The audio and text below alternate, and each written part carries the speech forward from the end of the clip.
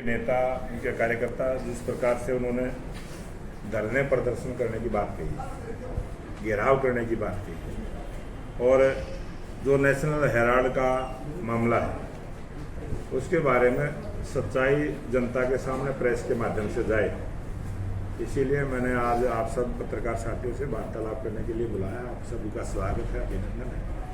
पर ये national Herald case जो देश के पहले प्रधानमंत्री पंडित जवाहरलाल नेहरू जी ने जो 20 नवंबर 1937 को जब अपना देश गुलाम था, आज़ादी से पहले 20 नवंबर 1937 को एसोसिएटेड जर्नल लिमिटेड, इसका छोटे अक्षरों में नाम है एजेएल, इसका गठन किया था। एजेएल के अंतर्गत अंग्रेजी में नेशनल हेराल्ड और हिंदी के अंदर नवजीवन के नाम से और उर्दू में कौमी आवाज़ समाचार पत्र, ये 3 अखबार अंग्रेजी, हिंदी और उर्दू अलग अलग नाम से ये छपते थे। अंग्रेजी में नेशनल हेराल्ड, हिंदी में नवजीवन और उर्दू में कौमी आवाज़ समाचार पत्र। एजेएल पर मालिकाना हक भी कभी पंडित जवाहरलाल नेहरू जी ने अपने जीवन में कभी भी उन्होंने मालिकाना हक नहीं जताया, क्योंकि इस एजेएल ग्रुप के 5000 स्वतंत्रता सेनानी इसके शेयर होल्डर थे और ये 5000 शेयर होल्डरों के माध्यम से ही एजेएल का गठन किया गया था। अखबार के प्रकाशन के लिए एजेएल को कई शहरों में, क्योंकि ये 3 अखबारों का प्रकाशन इनके माध्यम से होता था। जब आज़ादी के बाद जो कांग्रेस की सरकार थी, कई शहरों में सस्ते दामों पर सरकारों से ज़मीनें मिली। 1956 में एजेएल को गैर व्यवसायिक कंपनी के तौर पर स्थापित किया गया। 1956 में आके इसमें कुछ बदलाव हुआ और कंपनी एक्ट धारा 25 से कर मुक्त कर दिया गया। कंपनी धीरे धीरे घाटे में चली गई। साल 2008 तक एजेएल पर 90 करोड़ से ज़्यादा का कर्ज चढ़ गया। जब एजेएल ने फैसला किया कि अब समाचार पत्रों का प्रकाशन नहीं किया जाएगा, अखबारों का प्रकाशन बंद करने के बाद एजेएल प्रॉपर्टी बिजनेस में उतारी। 2010 में सोनिया गांधी और राहुल गांधी की इस एजेएल ग्रुप में एंट्री होती है, उससे पहले ये नहीं थे। 2010 में सोनिया गांधी, राहुल गांधी की एंट्री और एजेएल के 1057 जो शेयर थे, शेयर धारक थे, इसी वर्ष 5 लाख रुपए से कांग्रेस ने यंग इंडिया लिमिटेड कंपनी बनाई और इसमें तत्कालीन कांग्रेस पार्टी के महासचिव राहुल गांधी डायरेक्टर के रूप में शामिल किए गए। कंपनी में 76% हिस्सेदारी राहुल गांधी और उनकी मां सोनिया गांधी के नाम से, 38% दोनों के नाम से 76% की भागीदारी एजेएल कंपनी में हुई और 24% कांग्रेस के नेताओं मोतीलाल वोरा और ऑस्कर फर्नांडिस, जिनका दोनों का निधन हो चुका है, उनके पास ये प्रॉपर्टी रही। इसके बाद एजेएल के 10-10 रुपए के 9 crore share young India limited को दे दिए गए। जो young India limited company 5 lakh रुपए से कांग्रेस ने शुरू की थी, जो बनाई थी, वो 10-10 रुपए के 9 करोड़ शेयर यंग इंडिया को दे दिए गए और इसके बदले यंग इंडिया को कांग्रेस का लोन चुकाना था। 9 करोड़ शेयर के साथ यंग इंडिया को इस कंपनी के 99% शेयर हासिल हो गए। इस तरह कांग्रेस ने 26 फरवरी 2011 को इसकी 90 करोड़ रुपए की देनदारियों को अपने जिम्मे ले लिया। बाद में कांग्रेस पार्टी ने 90 करोड़ का लोन भी माफ कर दिया। जब कांग्रेस की सरकार थी, कांग्रेस की सरकार ने 90 करोड़ रुपए का जो लोन था वो भी सरकार की तरफ से उसका माफ कर दिया, यानी यंग इंडिया लिमिटेड को मुफ्त में एजेएल का स्वामित्व मिल गया। कांग्रेस ने एजेएल की होल्डिंग इस लोन के एवज में यंग इंडिया लिमिटेड को ट्रांसफर कर दिया। मतलब बिना शेयर धारकों को विश्वास में लिए इनके शेयर को यंग इंडिया लिमिटेड में ट्रांसफर कर दिया गया। इसके बदले में यंग इंडिया लिमिटेड ने महज 50 लाख रुपये द एसोसिएट जर्नल को दिए। आरोप यह है कि यंग इंडिया ने 90.25 करोड़ रुपए की वसूली के अधिकार हासिल करने के लिए सिर्फ 50 लाख रुपए का भुगतान किया था, जो एजेएल पर कांग्रेस पार्टी का बकाया था। यह राशि पहले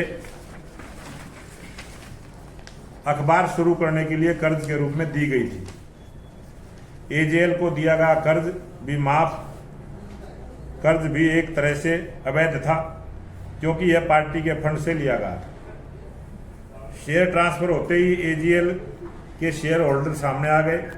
पूर्व कानून मंत्री शांति भूषण, इलाहाबाद व मद्रास उच्च न्यायालयों के पूर्व मुख्य न्यायाधीश मार्कंडेय काटजू सहित कई शेयर धारकों ने आरोप लगाया कि जब यंग इंडिया ने एजेएल का अधिग्रहण किया था तब उन्हें कोई नोटिस नहीं दिया गया था। यही नहीं, शेयर ट्रांसफर करने से पहले शेयर होल्डर से सहमति भी नहीं ली गई। बता दें कि शांति भूषण और मार्कंडेय काटजू के पिता के नाम पर एजेएल में शेयर था। 2014 में जब केंद्र में भाजपा की सरकार आई तो इस मामले की जांच प्रवर्तन निदेशालय यानी ईडी ने शुरू की। मामले में सोनिया और राहुल गांधी पर कार्रवाई की तलवार लटकने लगी थी। ऐसे में दोनों कोर्ट पहुंच गए। 19 दिसंबर 2015 को निचली अदालत ने इस मामले में दोनों को जमानत दे दी थी। 2016 में सुप्रीम कोर्ट ने उनके खिलाफ कार्रवाई रद्द करने से इनकार करते हुए मामले के सभी 5 आरोपियों सोनिया गांधी, राहुल गांधी, मोतीलाल वोरा, ऑस्कर फर्नांडिस और सुमन दुबे को व्यक्तिगत उपस्थिति से छूट दी थी। साल 2013-14 में कांग्रेस पार्टी द्वारा नेशनल हेराल्ड को भारतीय राष्ट्रीय कांग्रेस द्वारा कर्ज देने को लेकर एक प्राइवेट कंप्लेंट भी कोर्ट में दायर की गई, जो आज भी विचाराधीन है। 18 दिसंबर 2015 को प्रवर्तन निदेशालय ईडी ने नेशनल हेराल्ड केस को जांच के लिए फिर से खोल दिया। 2018 में केंद्र सरकार ने 56 साल पुराने स्थायी पट्टे को समाप्त करने का फैसला लिया। इसके अलावा हेराल्ड हाउस परिसर से एजेएल को इस आधार पर बेदखल करने का फैसला किया कि एजेएल कोई प्रिंटिंग या पब्लिकेशन गति। हालांकि 5 अप्रैल 2019 को सुप्रीम कोर्ट ने अगली सूचना तक सार्वजनिक परिसर अधिनियम 1971 के तहत एजेएल के खिलाफ कार्रवाई पर रोक लगाने का आदेश दे दिया था। इसके बाद ईडी ने सोनिया गांधी और राहुल गांधी को पूछताछ के लिए तलब किया। सोनिया गांधी और राहुल गांधी ने एक ऐसी कंपनी बनाई जिसका मकसद कारोबार करना नहीं था, बल्कि वो इस कंपनी के जरिए एजेएल को खरीदकर उस यंग इंडिया लिमिटेड बनाकर हजारों करोड़ की राष्ट्रीय संपत्ति हड़प की। ये है इसकी सच्चाई। और इसमें ईडी ने नेशनल हेराल्ड जो young India money laundering case में 15 अप्रैल 2025 को पीएमएलए के तहत चार्जशीट दाखिल किया, जिसमें आरोपियों में सोनिया गांधी, राहुल गांधी, सैम पित्रोदा, सुमन दुबे के नाम शामिल हैं। 11 अप्रैल 2025 को ईडी ने एक बयान में कहा कि वह नेशनल हेराल्ड अखबार और एसोसिएटेड जर्नल लिमिटेड एजेएल से जुड़ी मनी लॉन्ड्रिंग केस की जांच के दौरान पूर्व 661 करोड़ रुपए की अचल संपत्तियों को कब्जे में लेगी। 11 अप्रैल 2025 को ईडी ने पीएमएलए एक्ट की धारा 8 और एसोसिएटेड नियमों के तहत 5/1 के अनुसार संबंधित संपत्ति रजिस्ट्रार को दस्तावेज सौंपे, जहां ये संपत्तियां हैं। ईडी ने कब्जे में लिए जाने वाले परिसर को खाली करने की मांग की है। 661 करोड़ की इन अचल संपत्तियों के अलावा एजेएल के 90.2 करोड़ रुपए के शेयरों को ईडी ने नवंबर 2023 में अपराध की आय को सुरक्षित करने और आरोपों को इसे नष्ट करने से रोकने के लिए कुर्क किया था। 11 अप्रैल 2025 को दिल्ली के Herald house, 5A Bahadur Shah Zafar मार्ग, मुंबई के बांद्रा ईस्ट और लखनऊ के विश्वेश्वर नाथ रोड स्थित एजेएल की बिल्डिंग पर ईडी द्वारा नोटिस चिपकाए गए। प्रवर्तन निदेशालय ईडी ने नेशनल हेराल्ड केस में 22 नवंबर 2023 को यंग इंडिया की 751.9 करोड़ रुपए की संपत्ति अटैच की थी। इस कंपनी में सोनिया गांधी और राहुल गांधी की 76% हिस्सेदारी, जो 38% है, वो उसकी हिस्सेदारी इसमें है।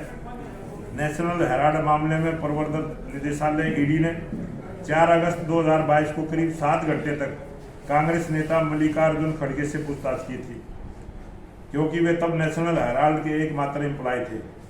उस समय मल्लिकार्जुन खड़गे को उसका एम्प्लॉय दिखा हुआ था, इसलिए उनसे पूछताछ की गई। इसके बाद ईडी ने कांग्रेस नेता पवन बंसल का बयान भी दर्ज किया था। इसी केस में ईडी ने 3 अगस्त 2022 को दिल्ली की हेराल्ड बिल्डिंग में स्थित यंग इंडिया कंपनी का ऑफिस सील कर दिया था।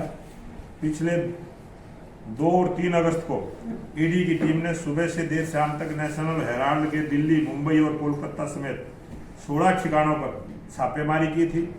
यह कार्रवाई सोनिया और राहुल गांधी से पूछताछ के बाद की गई थी। जून 2022 में नेशनल हेराल्ड केस में राहुल गांधी ने से 5 दिनों में 50 घंटे पूछताछ हुई थी।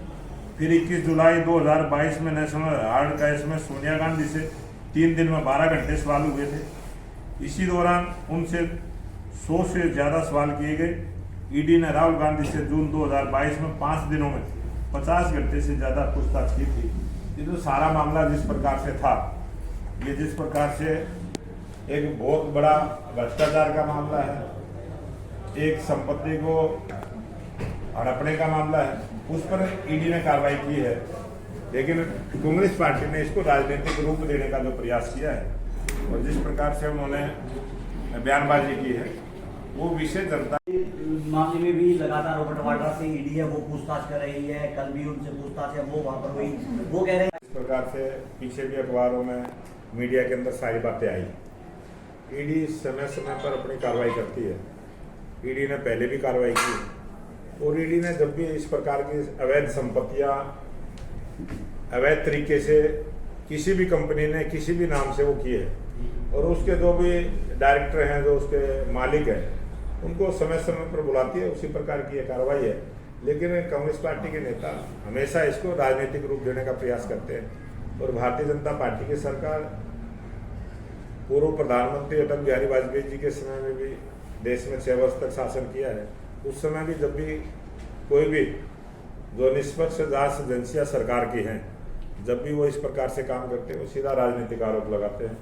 और 2014 के बाद भी जब भी इनके ऊपर कोई कार्रवाई हुई, इसी प्रकार से उन्होंने राजनीतिक मुद्दा बनाने का प्रयास किया है। लेकिन जनता के पास पूरी सच्चाई जाए और आपके माध्यम से जाए, मीडिया के माध्यम से जाए, इसलिए ये सारी बातें मैंने आपसे रखी। सुरजेवाला ने प्रेस वार्ता कर कहा कि हरियाणा सरकार ने जो हरियाणा को रोजगार के तहत टीचर भर्ती हुए थे, उनके साथ नाइंसाफी किया, जो गारंटी नौकरी गारंटी की बात करते थे। हमने हर बात की गारंटी दी है। जो हमारी सरकार काम करती है पूरी गारंटी के साथ करती है, वो बात मैं आज भी कह रहा हूँ। और जब HKRN के थ्रू जिनको रोजगार दिया गया था, उस एग्रीमेंट में भी सारी बातें लिखी गई हैं। आप जागरूक पत्रकार हैं, आपको सारी चीज़ें उपलब्ध भी करा देंगे। और जिस प्रकार से जब भी सरकारी नौकरी, पक्की नौकरी जब मिलती है, जब पक्की नौकरी मिलती है तो कच्चे आदमियों का समायोजन भी हमारी सरकार करती रही है। और जिनको रोजगार दिया है उनको कोई ना कोई और रोजगार मिले, इस प्रकार की हमने पहले भी व्यवस्था की है और आगे भी व्यवस्था करेंगे।